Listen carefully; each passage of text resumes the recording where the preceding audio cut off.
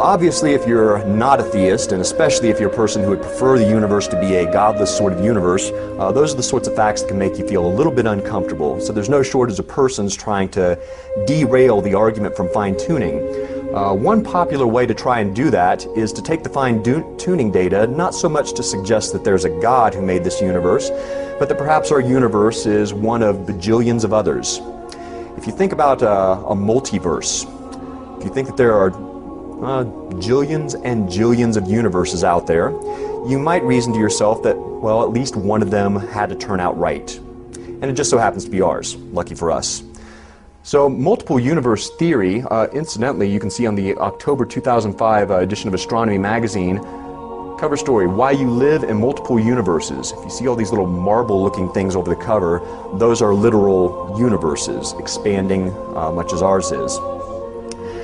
Interesting, that cover title seems to take for granted that there actually are multiple universes. There have to be in order to get this sort of probability back up. Well, suffice to say, there's really no independent confirmation for multiple universes or for any universe other than ours. The only reason for buying into a multiple universe theory is to derail the fine-tuning argument. Some, including Oxford philosopher of religion Richard Swinburne, have said, multiple universe theory represents the height of irrationality. It's an attempt to dodge a rather elegant and simple theory, namely theism, by inflating your probabilistic resources, well, to the extent of postulating bajillions of universes. When you start to increase your probabilistic resources like that just in order to avoid a pretty plausible, elegant theory, well, Bill Dembski has referred to that as the inflationary fallacy, and there's still some discussion going on with respect to the plausibility of the multiple universe theory, but probably the number one objection to it, there seems to be no independent evidence and no possibility of coming up with such independent evidence for that hypothesis in the future. In the various ways that are conceived of these many universes existing, it's the case that they are unobservable in principle. The only universe we can observe is this one.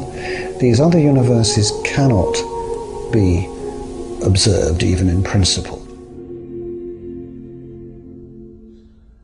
One problem is this. Sure, you could say if there were many different universes, all with different tunings, then it wouldn't be too unlikely that our particularly fine-tuned universe exists. But for this objection to carry through, the objector actually needs to assume that it's true that there are all of these different universes. And is there any independent evidence that such universes exist? It doesn't seem to me the case that there is. I mean, sure, if you had enough monkeys typing at enough typewriters, then they could produce the works of William Shakespeare just by luck.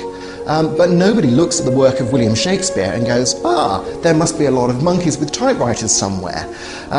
In the absence of independent evidence that there is a whole typing pool of monkeys working away, everyone knows that the most rational explanation of the specified complexity of a text like Shakespeare's work is that there was a single designer who produced it intentionally. And the same thing goes for our universe. So now we come to the second set of false alternatives, God or the multiverse.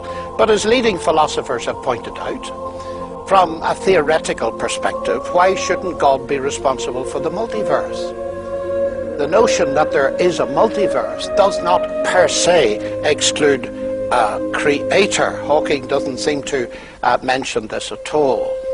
But with the multiverse, Hawking moves out beyond science into the realm of philosophy, whose death he has announced rather prematurely. As Paul Davies points out, all cosmological models are constructed by augmenting the results of observation by some sort of philosophical principle. Now, Hawking here claiming to be the voice of modern science on the issue gives a false impression where the multiverse is concerned, since there are very weighty voices within science that do not support his view. Prominent among them, Sir Roger Penrose, Hawking's former collaborator, who shared with him the distinguished Wolf Prize. Of Hawking's use of the multiverse concept in the grand design, Penrose recently said, "It's overused. And this is a place where it's overused. It's an excuse for not having a good theory." That's an immensely strong statement, isn't it? La densité de l'univers, par exemple, doit être réglée à une précision de 10 puissance moins 60, donc qui est égale à la précision qu'un archer doit exercer s'il voulait planter une flèche dans une cible de 1 cm², donc comme ça, tout petit comme ça, mais qui sera placé au bord de l'univers à 14 milliards d'années. À l'autre bout. Oui, c'est ça. Vous voyez, donc une précision extrême, hein, c'est vraiment... Alors